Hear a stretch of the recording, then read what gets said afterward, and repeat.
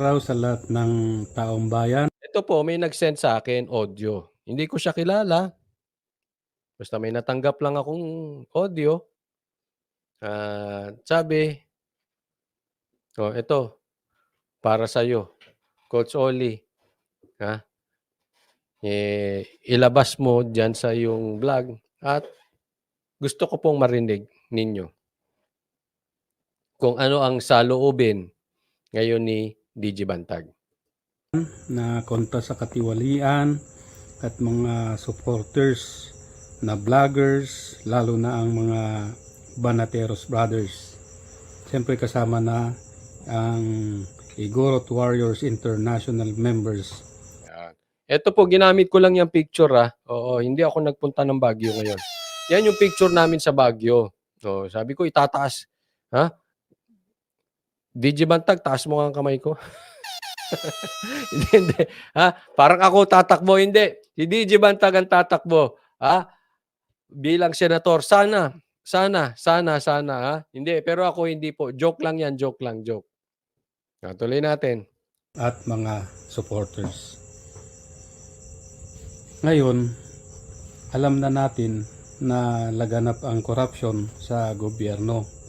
Pero ang karaingan ng kahirapan at kagutuman ng majority ng Pilipinong hikahos sa buhay ay hindi naririnig at nagbibingi-bingihan ang kinauukulan ng mga taong inaasahan ng taong bayan na dapat nilang sumbungan.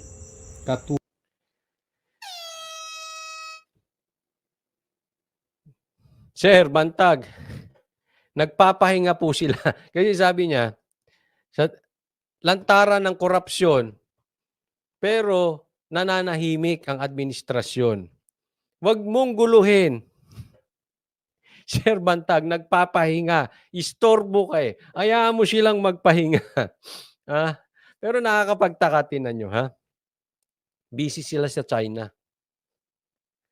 Wala silang pinagkakaabalahan. Kung hindi China. Huwag tayong maglokohan. Ito nga mga NPA sa Pilipinas ngayon nanunumbalik na eh. Hindi nyo kayang solusyonan. Puro kayo China. Ayaw nyo munang ayusin itong mga terorista sa bansang Pilipinas. Alam mo, nagmumukha kayong plastic. Yan ang datingan. Kasi parang meron silang vested interest. Meron silang agenda diyan sa labanan sa China. Alam mo, instead na kinokontrol nila, pinag-iinit nila ang damdamin ng mga Pilipino. Mamaya ipapakita ko pero nakikinabang kayo sa China. Tapos yung problema ng ating bansa, yung problema ng corruption sa atin, ayaw nyong sagutin. Nagbibingi-bingihan kayo. Grabe. Grabe ang grabe ang politikahan ngayon sa Kongreso. Antindi. Tulad ng mga politiko. Dahil ba mismong ang gobyerno ang kanilang inirereklamo? Dahil ba ang mga sindikato ay konektado mismo sa gobyerno? Ayan, kayo sumagot. Kayo sumagot. May tanong si Bantag. Dahil ba ang mga sindikato, ilagay nyo sa comment section. Doon sa manunood ng replay, ilagay nyo. Dahil ba ang mga sindikato ay mga konektado sa gobyerno? I-rephrase ko lang. Dahil ba ang mga sindikato ay pinoprotektahan ng mga nakaupo sa gobyerno? Sige. Banggitin niyo dyan sa comment section. Sino-sino itong mga to? Alam nyo yung mga sindikato eh. At kung sino-sino yung mga nagkakandong sa mga sindikato. Sama nyo na rin yung mga nagkakandong sa NPA. Kanyang mga nasasakupan ang gobyernong ito. Nako, yun, nilantad ni Melby. Ayos yan, ayos yan. Oh. Yeah. Kaya tayo nakakarinig ng mga ganito at ganitong mga reklamo at wala naman tayong naririnig na pagwawasto o corrective measures ang pinaka-pangulo natin. At alam ito ng taong bayan. Sino pa kaya ang maaaring hingan ng saklolo? Si Boying. Hindi. Wag yun. Wag mo hinga na sa klolo yun. Delegates ka ron. Nako, delegates. But seriously, saan nangyayari ngayon? Hindi nyo ba nararamdaman na parang nakakatakot ng lumabas? Hindi katulad dati. Ngayon, barangay election lang. Diyos ko po, ang daming patayan. Iba na ang pakiramdam ngayon kaysa dati. Di ba ibang-iba nung panahon ni Tatay Digong? Ibang-iba. Ngayon, parang kanya-kanya muna tayo, ha? Kanya-kanya tayo. Basta, ingat lang kayo. Kami magpapayaman. Parang ganun eh. Dumiskarte kayo dyan. Parang ganun ang datingan. Kampi-kampihan. Pag di ka kakampi, kalaban ka. So, umuo ka lang ng umuo. Ganun ang nangyayari. Alam din natin na ang mga kumukontra sa kalokohan. Isa pa to, sinabi mo. Wait lang. Sorry. Tama ito. Mainstream media, walang criticism. Wala. Kaya mapapansin mo, halatang halata na merong kalokohang nangyayari sa ilalim. Tamang-tama si Duterte. Pag hindi maingay, walang demokrasya yan. Pinatatahimik lahat eh.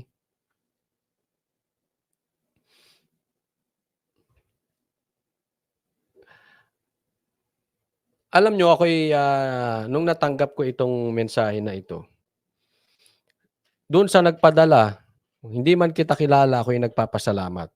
Pero ako'y natutuwa. At tayo'y pinagkakatiwalaan. No?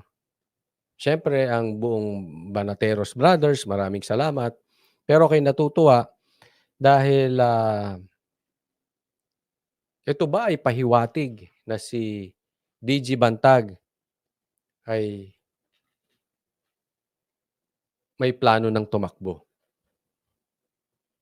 And I hope talagang makonvince natin si DG Bantag tumakbo.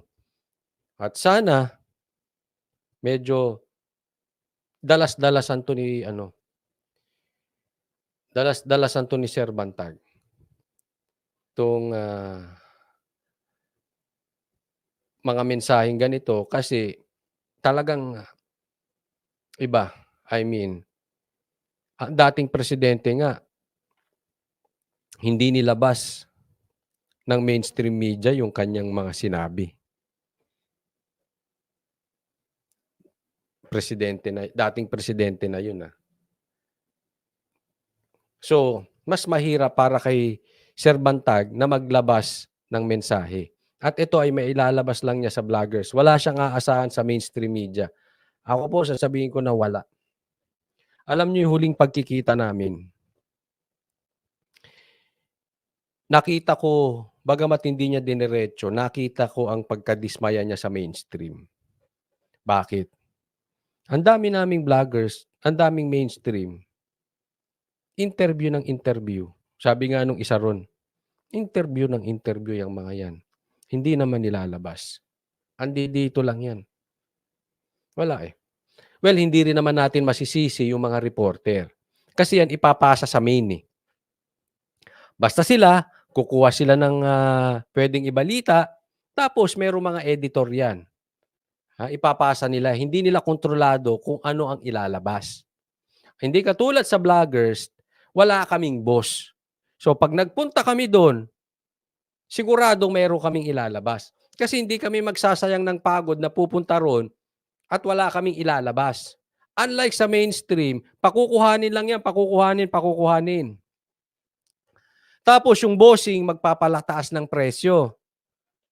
Babalita o hindi babalita? Ensimada o walang ensimada? NMAX o walang NMAX? Kasunduan o walang kasunduan? Oh.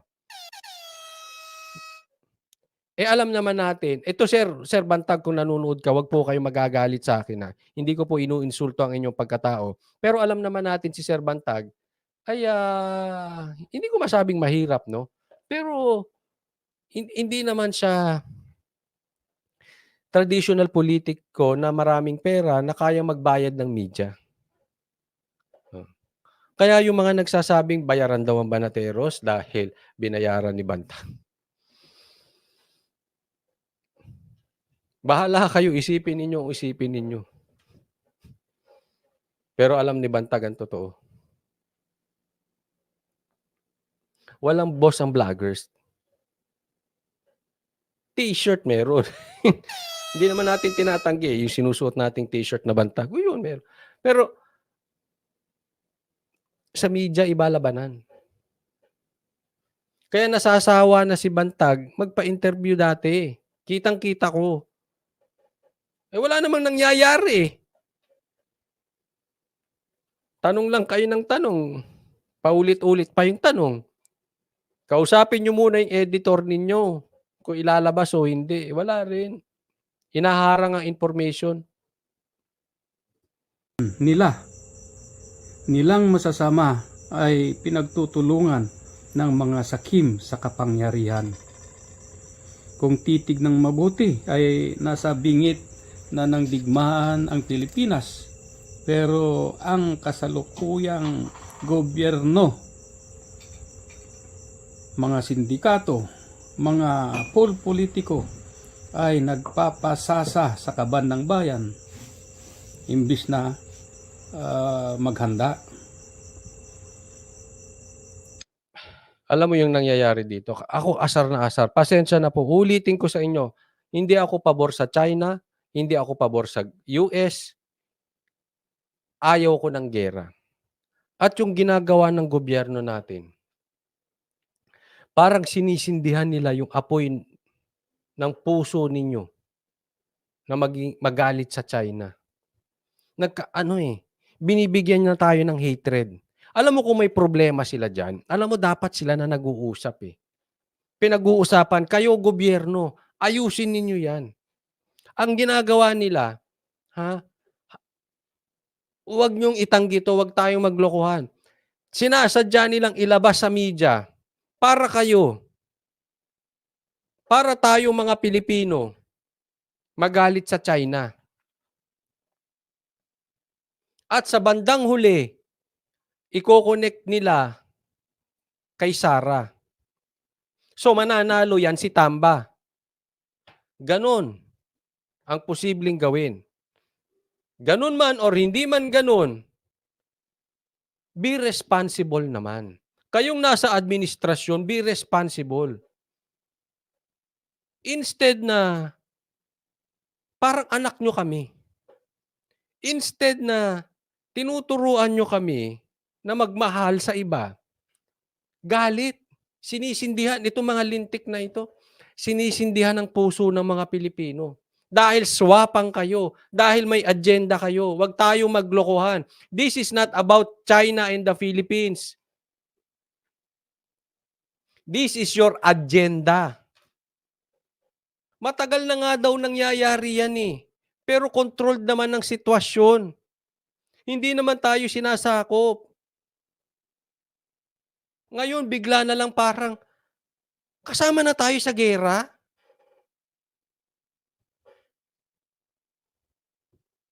Tandaan natin may mga affiliation yung mga yan. Nakikihalo tayo. Excuse me po, huwag tayong makihalo. May kampi-kampihan ng China, Ukraine, Russia, Amerika, Saudi, etc. Kanya-kanyang grupo yan.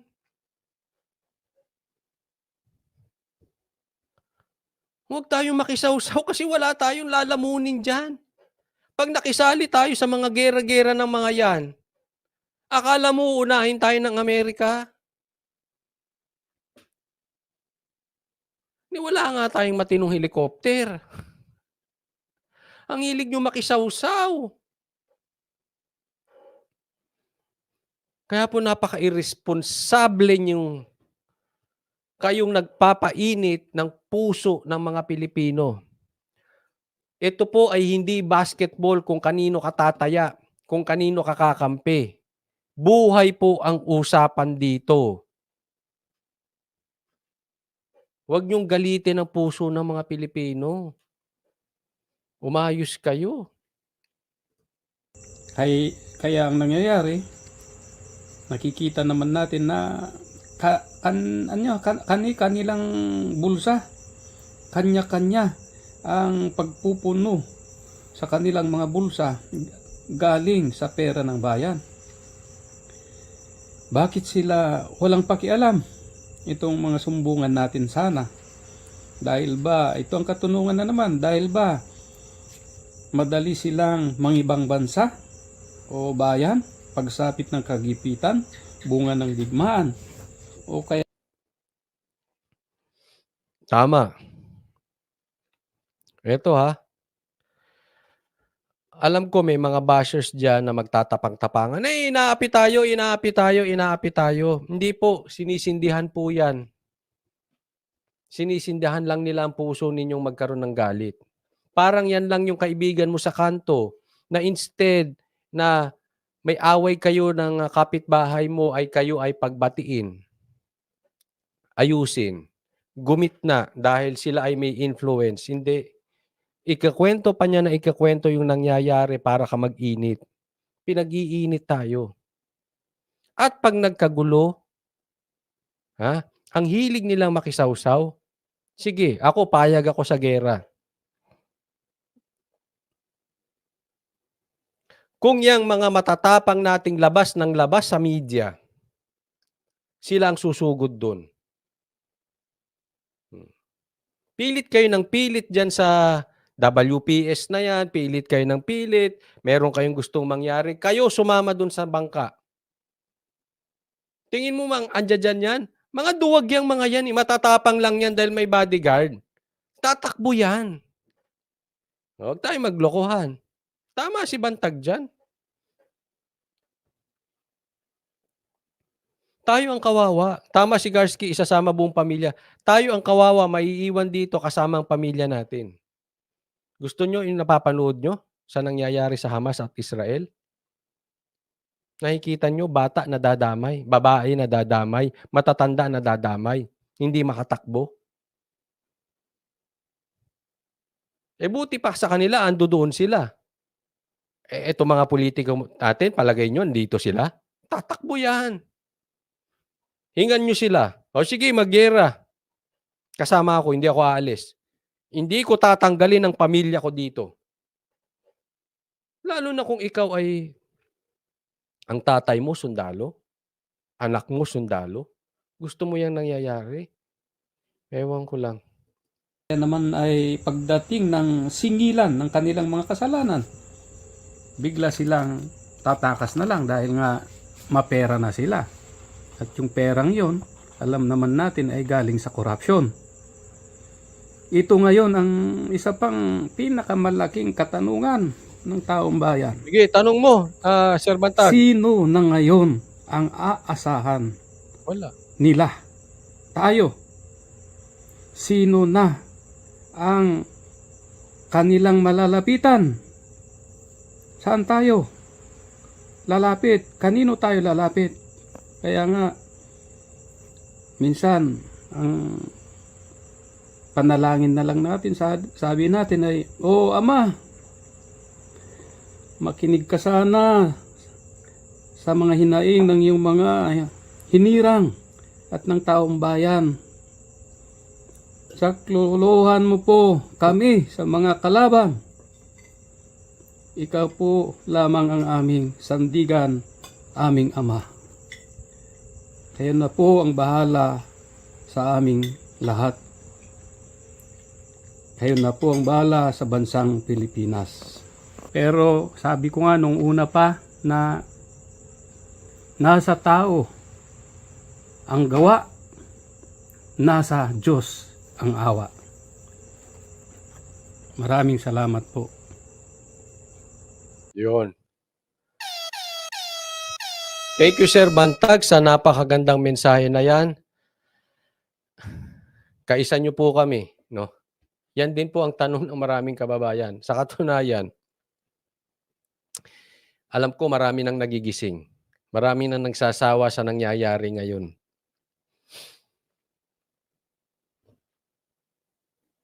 May awa ang Diyos. And ako'y naniniwala. Gising na si Sarah.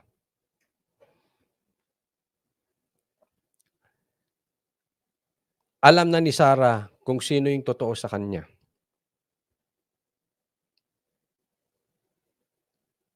At alam niya yung ginamit lang.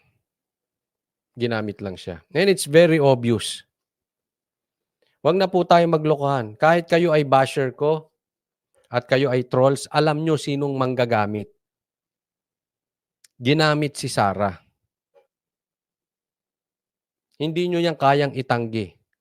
Ginamit si Sarah. At ako nga ay natutuwa dahil binibigyan ng daan ng SMNI si Pangulong former President Duterte. Nagigising na rin, unti-unti ito sila Roque na dating sa tingin ko ay bulag. Marami na ring nagigising.